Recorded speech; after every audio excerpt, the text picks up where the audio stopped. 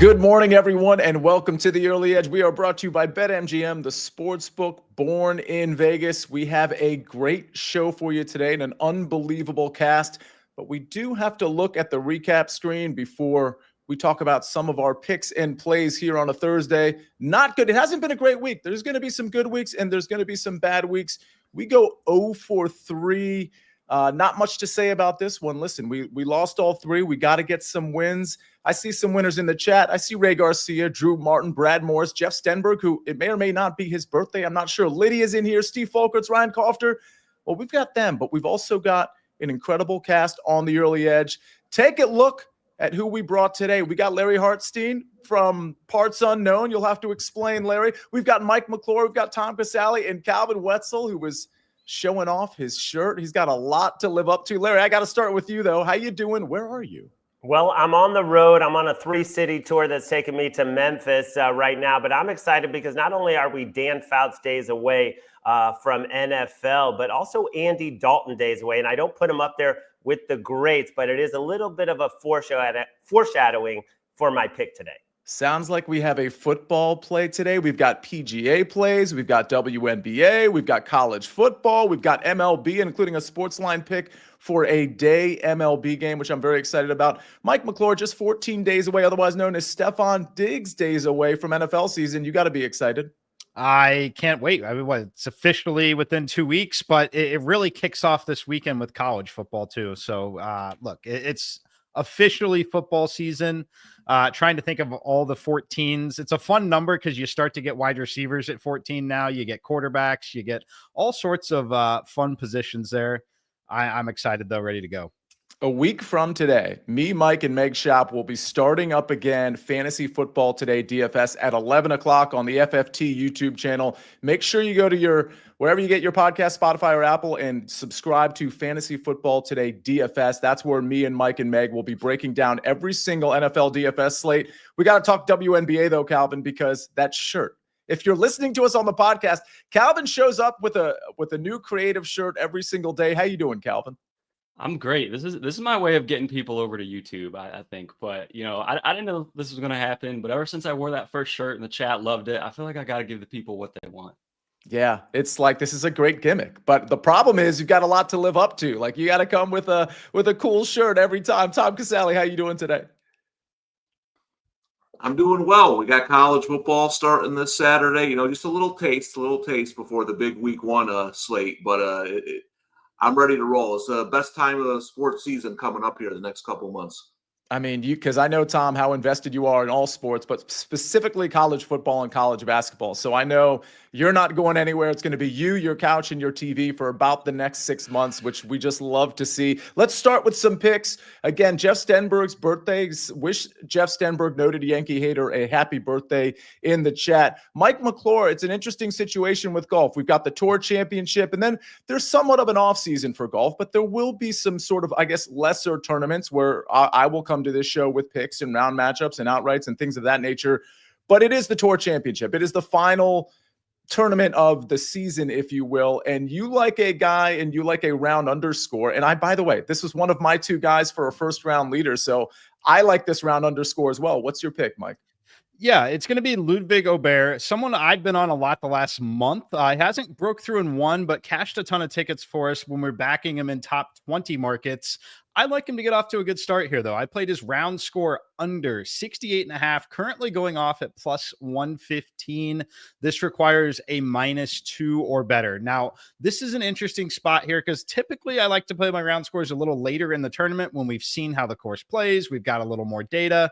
However, that's not the case this week. They haven't even teed off yet. So you're coming in blind, but I think the price point is appropriate here when you look at some of his peers. So when you look at my simulations over on SportsLine, for example, I've got him right there near Rory at basically second and third, not quite priced the same. Scotty's down to 67. Rory is at 68.5, but -120 on the under. I think this should be at even money at best, potentially even -110 on and under here. Ludwig has been awesome in terms of off the tee play. He's got the distance. While distance may not necessarily be super critical here, it certainly is never going to help to have that weapon in the bag, so to speak. So I like Ludwig. I like the way he's been playing. I think this is a good setup for him. And I think what's important is not having staggered strokes this year to start this Tour Championship. He is very much in line to have a performance to go out there and potentially win this event and steal this away from Scotty Scheffler. So I like this spot for him. I don't think the market is high enough on him. Again, I think he gets penalized because he is high variance, which again, high variance is what I want, right? I'm not looking to back him every single day of the calendar year. So you want those volatile results. And that's certainly what you've had from him. I like Ludwig here though. And the other thing I would say, when you have first round leaders, it's impossible to have a first round leader without going under their round score. Always be looking to those markets if you want to sort of, stagger your unit size and reduce your risk a little bit.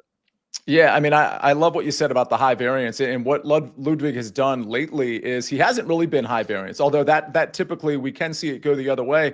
But when you're getting plus 115 on an under 68.5, that a guy for a guy that I think can actually be the first round leader, by the way, that's plus 1600 if you want to bet it. I think this is a good play. I think Ludwig is live to win this thing. Mike, I know this week was a special week where you didn't bet any outrights because you just didn't like the market. I know you liked Ludwig top 10. I think, by the way, this tournament hasn't started yet, so you can get all these bets in if you want. Ludwig's top 10 was in that sort of plus 100, minus 120 range, Mike. Is that right? Yes. Now it's up to minus 125 now. Still like it. I priced it all the way up to minus 190. Again, I have him right there with Rory. So huge edge on that. Quickly in the chat, CID commenting minus 150.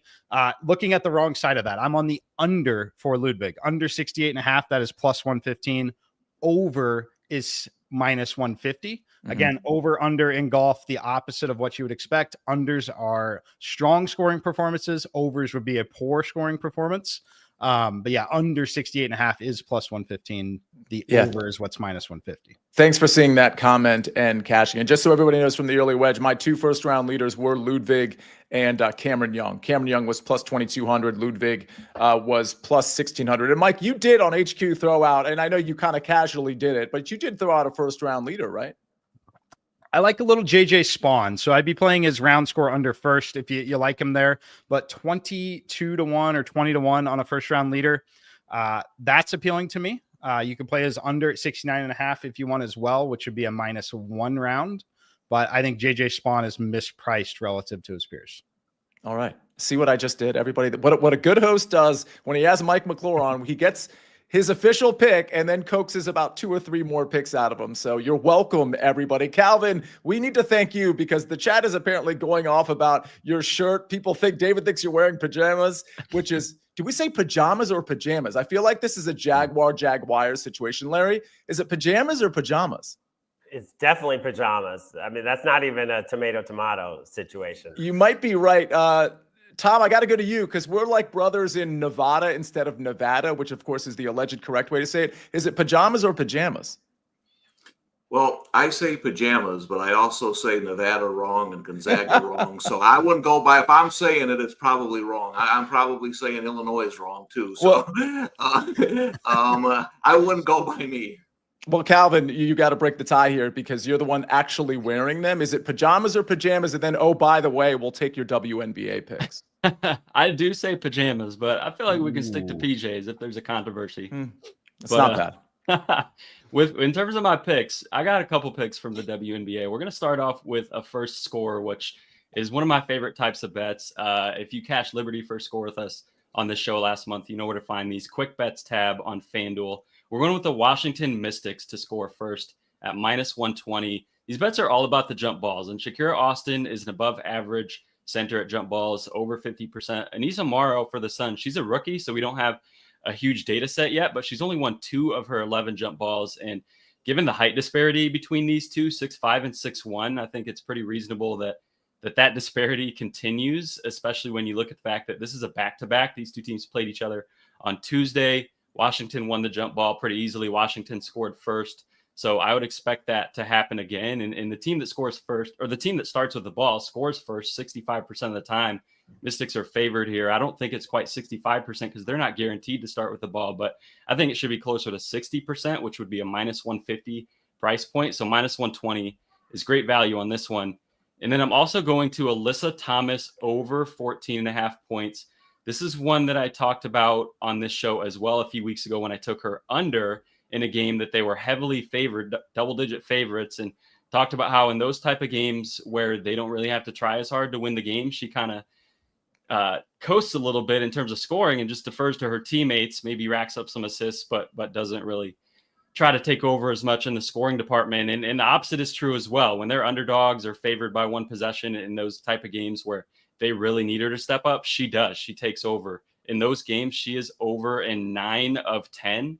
And even the one under, she took 17 shots and just got cold. So the volume is going to be there in these types of games. Any game where the spread is close within a possession or they're underdogs, which they are today. And this game is really big for them. When you look at Mercury versus Aces, they're tied for the 4 seed in the standings, half a game behind the 2 seeds. So this is a massive game in terms of playoff implications, in terms of trying to slow down the Aces and end their 8-game win streak. So I do think this is the type of game where AT is going to want to step up, take over, and she's really going to have a lot of volume. So I love the over 14.5 points for her. Well, it's a good thing we have a recap screen because, Calvin, I don't think anybody was paying attention as they were trying to figure out what's actually on your shirt. And oh, by the way, we have a poll which started and ended pretty quickly, but we did get 74 votes. Oh, I guess it's still going. 51% say pajamas and 49% say pajamas. This thing is close. And I will say Chris Kish is in the chat. He says, I'm a writer, which apparently means he knows the answer here. And he says it's pajamas officially. So I don't know if we want to believe in our friend Chris Kish, but this thing, Larry, this is closer than you thought, isn't it? Let the votes play out. Let the people have their say. Why are we closing the polling booth when we still have time? I apologize. It's still going. I thought I saw a notification that we closed the vote, but no, we have 82 votes and this thing is still going. So we're going to refer back to this. Please vote, everybody. This one is very, very important.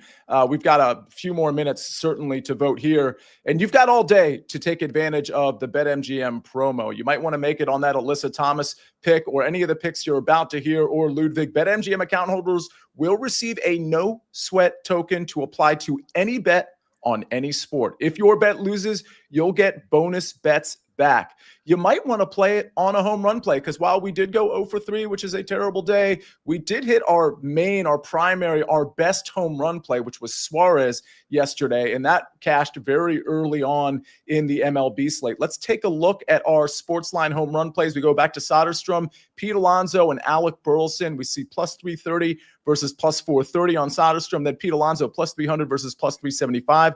Alec Burleson plus 500 versus plus 525, showcasing the value from the inside the lines crew. Speaking of baseball, we've got a day game to talk about, or at least a sports line pick to talk about. We'll start with A's money line minus 112. That's the earliest game of the slate, I believe. And then we go to Dodgers Rockies under 12. That one courtesy of Matt Severance, and Bruce Marshall has A's money line at minus 112. So I believe we've got a night game and a day game for you in baseball. A's, Dodgers, Rockies under. All right, we got to get to more picks. I've got a round 1 matchup to give out that I had to comb through and really kind of focus on this because, you don't get that much selection when you only have 30 golfers. We've got a college football play to give out. We got your questions to attend to in the chat. We're going to cover it right after this message from our partners. Hi. Novocaine? Novocaine! Novocaine is now streaming on Paramount Plus. You're going to love this. Oh, you're strong! It's wildly entertaining and an absolute blast. I'm in. Novocaine, rated R, now streaming on Paramount Plus.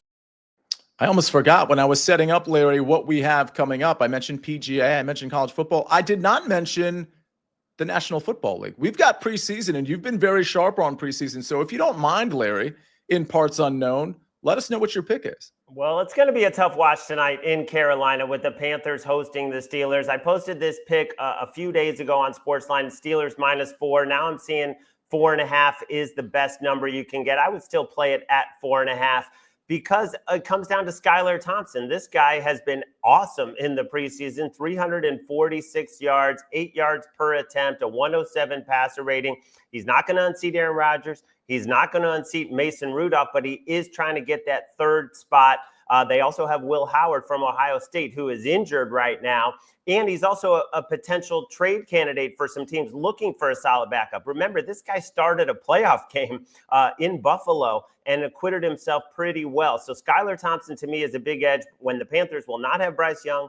They will not have Andy Dalton, who had a strained muscle. So they are going to use Jack Plummer, who has been horrible this preseason, and they just signed the UFL MVP Bryce Perkins. On Monday, he had his first practice. So those are the two quarterbacks for the Panthers who have been outscored 50-13 in 2 preseason games. So I just like the Steelers' roster depth a lot better than Carolina, and I definitely like their quarterback situation. We could see Mason Rudolph for a couple series, then it'll be Skylar Thompson, and then hopefully not too much of Logan Woodside. But Carolina saving everyone for the season. And they basically showed at the end of last season that they're going to be a decent team. And obviously they feel they don't have to show anything in the preseason. Japan in the chat, he says, let's see, where is it? Perkins was a wagon in the UFL. I remember Perkins from, if I'm thinking of the right guy, from UVA, and he was kind of a preseason darling. Like I'd throw him in a DFS lineup. It must have been like 2 preseasons ago. I can't officially remember, but Tom, do you remember Bryce Perkins back in college? I think it was Arizona State and then UVA. Yeah, Virginia. I loved him. He was a good player. Wasn't surprising to see him have success in the spring league. But I like Larry's analysis of hopefully we won't see too much Logan Woodside. I agree with that, Larry. Some of these third and fourth strings, you just never know what you're going to get, or maybe you do know, and that's the problem. David Talk says Larry equals cash cow with a couple of exclamation points. That is certainly true, and I got to say, when it comes to round matchups, because a couple of people, I think Japan and others might have been acknowledging this, I've been really good at these round matchups, but I don't say that to like pat myself on the back, although you all know I love doing that. There's only 30 people in this field. So I want to admit something right off the bat. When I normally look at round matchups, and I've got 156 or even a 70-person field, there's usually a couple that stick out right away, and then I do further research, and then I kind of confirm them. When I did my first run of looking at round matchups, again, the selection was limited. I wasn't in love with anything. It's not that I wasn't in love with the matchup. It was like that I wasn't in love with the matchup along with the price. But when I looked again, there was a matchup that I thought was worth taking where I put my normal full unit on it, which is what I do with round matchups in particular. I'm going to go to Russell Henley. I'm not as big on Russell Henley as everybody else in the industry seems to be. I mean, he's been very good, so I understand why people are big on him. I do like him out here on this course. I think he's going to keep it in the fairway, and I think he's going to be very consistent through all 4 rounds. I don't know that I can say the same about Sepp Straka. Now, the Sepp Straka thing is a little bit of a mystery in the sense that he missed last week. I'm not 100% clear why he missed it. It appears to be a family matter as opposed to an injury. I don't know if he's rusty. I mean, obviously he got his practice rounds in. He's probably been playing golf, but there is a chance that Sepp Straka is just not in the form he needs to be after taking last week off. And again, I'm not exactly sure what the family matter was, but even if he is, quote, full strength and he's good to go, Sepp Straka has tailed off a little bit. When you look at the finishing positions and you look at the strokes gain metrics, he's tailed off a little bit across all metrics. Now, this is a very good course fit for him, but it's also a good course fit for Russell Henley, who, oh, by the way, has much better strokes gain metrics lately than Sepp Straka. So I think this is a case of we can maybe get bailed out by the fact that Sepp Straka didn't play last week and there might be something going on. But more importantly, Russell Henley is just in better form with the ball striking and also with the short game. He's been way more consistent. So I do think we're getting a pretty good look here at the -130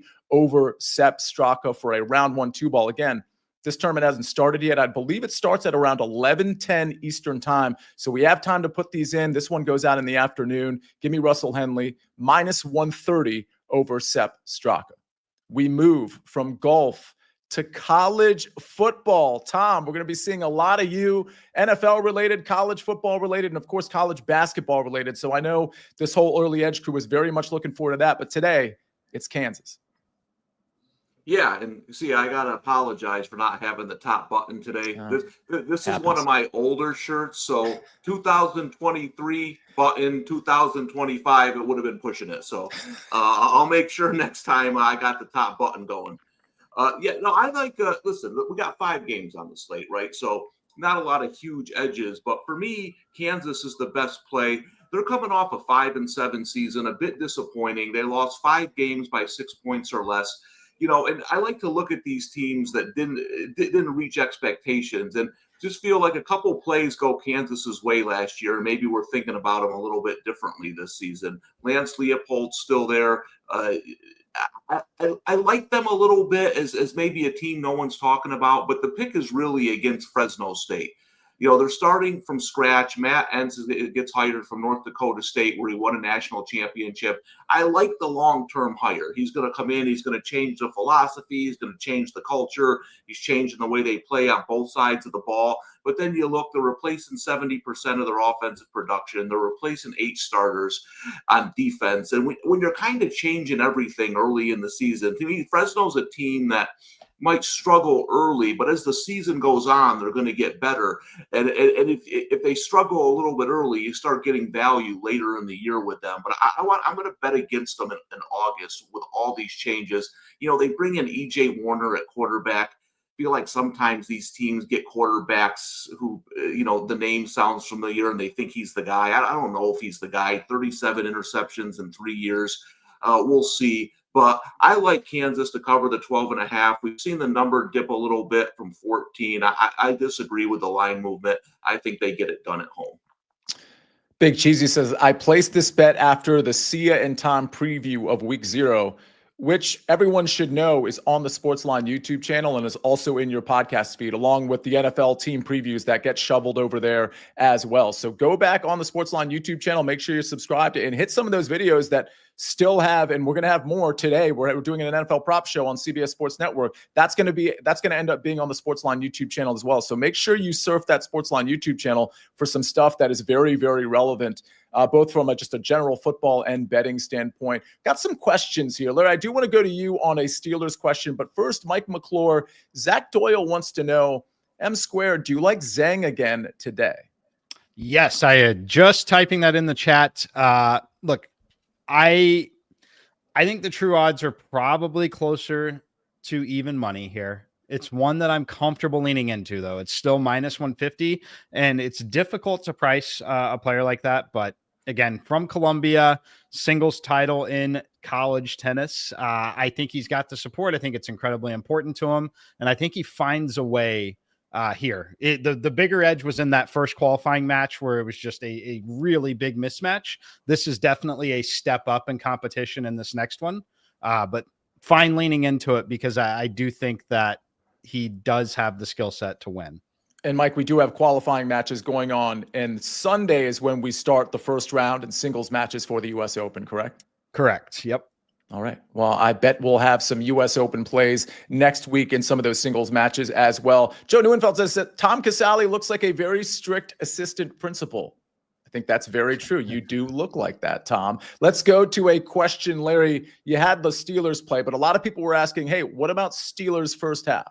Yeah, I like that. I mean, I don't like minus 130 for laying 2.5, but I do like them in the first half because you're probably going to see Jack Plummer and hopefully you're going to see Mason Rudolph and Skylar Thompson in that first half for Pittsburgh. So, yeah, I like it.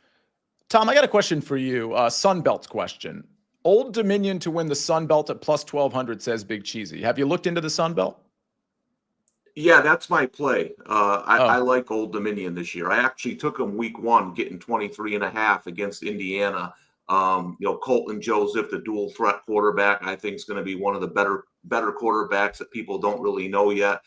So I think they're at that number. I think the Sun Belt is pretty wide open. There's a couple teams at the top, but Old Dominion has enough returning talent and a quarterback where they could sneak in there. So I love that. Now I actually got it I got it at 10-1, so plus 1,200. I really like that number. EP says Scotty round 1 top 5. EP, you didn't put the number in there. I can't imagine it's a great number. I don't mind that play if it's a decent number, but I'm just gonna hope and pray he's not a first round leader. But top 5 really any day probably makes sense for Scotty Scheffler. Big Cheesy says Ben Griffin over Rose minus 120 round 1. So I kind of skimmed over this yesterday. I do have a play, Justin Rose over Shane Lowry as a tournament matchup, which again, you can put in. I put it out on the early wedge and I mentioned it yesterday. It was on the recap screen. I don't know what to do with Rose because his play has been pretty sharp over the last handful of rounds. Ben Griffin, a popular play, should be a much better course fit than Justin Rose. That's a matchup, Big Cheesy, that I think you're on the right side of, but personally, I'm probably not betting. But again, I think Ben Griffin is probably the play there. Martin Pesquera says Oberg top 5 at plus 300 with 50% boost, plus 450. So you're talking top 5 in the tournament or in round 1. But Mike, if you were able to get Oberg top 5 at plus 450, you would take that? Oh, that's a yes, I assume. Okay, yeah. Yes, definitely. I'm Okay. muted. Sorry. Yes, Gotcha. definitely would take that. Okay, that's a pretty great number. Use those boosts for sure. Calvin, was there anything WNBA related? Any questions that I might have missed? I didn't see anything in there. If I missed something, obviously let me know in the Discord. That's right. A reminder that if you are a SportsLine member, you get the Discord for free. The SportsLine Discord is free. Let's get a poll update because, again, the most important question, is it pajamas or is it pajamas? Well, we have spoken. The poll is complete, 108 votes. So not all of you voted, which is a little disappointing because this is a very critical question, but it looks like pajamas won 56% to 43%. Larry, your response? I'm disappointed, but I'll be here when my show is called next time. When Ben calls my number, I will still show up. But yeah, I'm pretty down about that. So you were pajamas? Because I can't remember. You were pajamas? Yeah, pajamas. It just sounds better. It just sounds right. I mean, I have a 3-year-old, so I'm actually using the term. All right. Absolutely love it. Let's get to the recap screen before we get everyone out of here. Great show as usual from the crew. Round 1 2-ball. Russell Henley -130 over Sepp Straka. Go to the early wedge if you want more picks because this tournament has not started. Kansas -12.5. College football, says Tom Casale at -110. Ludwig Oberg, round 1 under 68.5 at +115. Side note, Ludwig and Cam Young were my 2 first-round leaders in this field at 16 and 22 to 1. Steelers -4 tonight. Preseason football, says Larry Hartstein at -110. And then we go to the WNBA. I love this first one. It's like a first-round leader. Mystics score first, -120, says Calvin. He also says Alyssa Thomas over 14.5 points at -115. And how about some baseball today? We go to Dodgers-Rockies under 12 at -108. That one courtesy of Matt Severance. And then the A's money line -112 from Bruce Marshall. That is an early day game. Our top MLB home run plays, Tyler Soderstrom, Pete Alonso, Alec Burleson. Those are the 3 top plays per the SportsLine model. Ladies and gentlemen, that was a great show. Tomorrow may even be better. Tomorrow's BPE Friday, but we'll see you on the network show because today we've got a prop show with a bunch of all-stars from SportsLine. It's at 12 o'clock this afternoon. Again, NFL props. Tomorrow, the early wedge will be on the CBS Sports Network, be on CBS Sports Network as well. So a lot going on there. A lot of that will be put on the SportsLine YouTube channel. Big thank you to Mike McClure. Big thank you to Tom Casale, Calvin Wetzel, Larry Hartstein, Dano, Steve Folkerts, Liddy, Big Cheesy, Brad Morris, Jen. Thanks, everybody, for being in here. Really appreciate you hitting the like button, but more importantly, participating in this chat. A huge thank you to Ben on the 1s and 2s and 3s and 4s. Ladies and gentlemen, that'll wrap it up for now. We rest our case.